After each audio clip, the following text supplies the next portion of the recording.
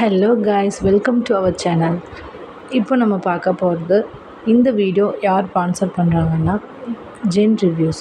Gen ரிவ்யூஸ்னால் என்ன?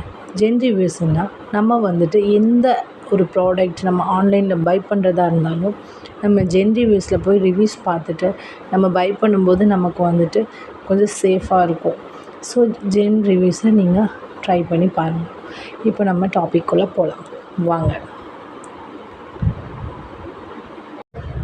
இப்போது நம்ம கரம் மசாலா செய்கிறது எப்படின்னு சொல்லி பார்க்கலாம். கரம் மசாலா வந்து ஜஸ்ட் 3 இன்க்ரீடியன்ட்ஸ் வச்சு மட்டுமே நமக்கு வீட்டிலே மேட் பண்ணலாம்.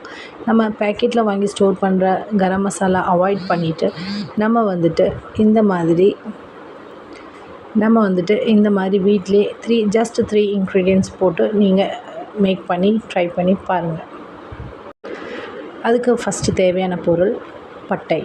இந்த பட்டையில் வந்துட்டு நமக்கு கரம் மசாலா செய்கிறதுக்கு மெயின் இன்க்ரீடியண்ட்டாக இருக்குது. நெக்ஸ்ட் ஏலக்காய், கிராம்பு செகண்ட் இன்க்ரீடியன்ட்ஸ். இது எப்படின்னா, நீங்கள் பட்டை வந்து ஒரு கைப்பிடி அளவு எடுத்திங்கன்னா அதில் 1/4 பிடி அளவு வந்துட்டு நீங்கள் வந்து இந்த கிராம்பு யூஸ் பண்ணிவிட்டு அதுக்கப்புறம் ஏலக்காய், இந்த 3 இன்க்ரீடியன்ட்ஸ் வச்சுட்டு உங்களால் வந்துட்டு கரம் மசாலா வீட்டிலே மேக் பண்ண முடியும்.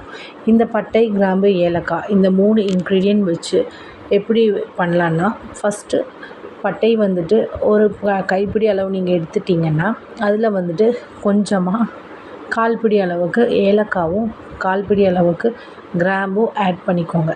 ஆட் பண்ணிவிட்டு ஃபைன் பவுடராக போட்டு நீங்கள் மிக்சியில் போட்டு அரைச்சிக்கோங்க.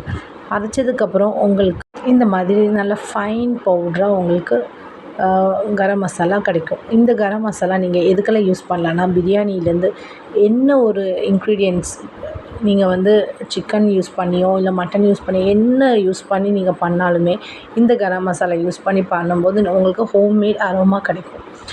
ஸோ இதை வந்து ட்ரை பண்ணி பாருங்கள். தேங்க்யூ.